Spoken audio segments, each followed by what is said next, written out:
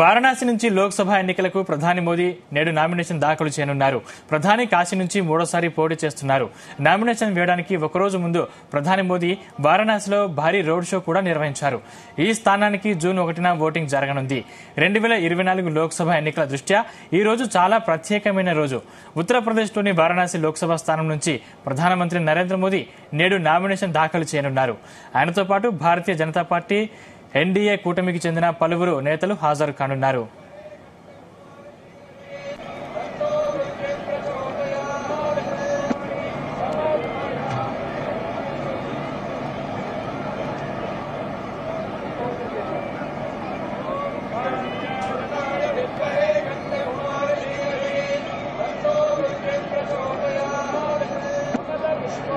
Nomination వేసే ముందు వారణాసిలోని దశాశ్వమేధ ఘాట్లో ప్రధాని నరేంద్ర మోదీ ప్రార్థనలు చేశారు. దీని తర్వాత ప్రధానమంత్రి కాలభైరవ ఆలయాన్ని సందర్శించారు.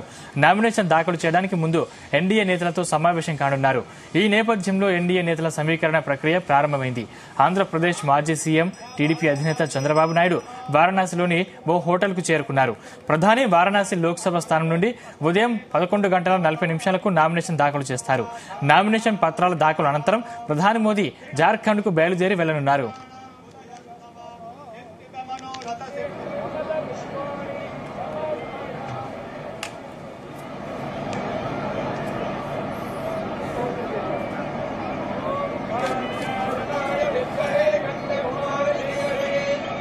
It is a historic day, historic place.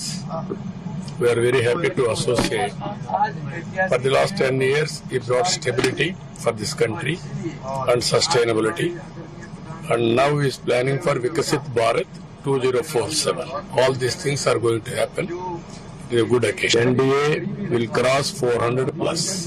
We are having confidence. And what's about your state, sir? It is very clean sweep. Yesterday our polling is over. Now 100% NDA is sweeping. It is a historic day, historic place. We are very happy to associate. For the last 10 years, it brought stability for this country and sustainability. And now he is planning for Vikasit Bharat 2047. All these things are going to happen. It is a good occasion. NDA will cross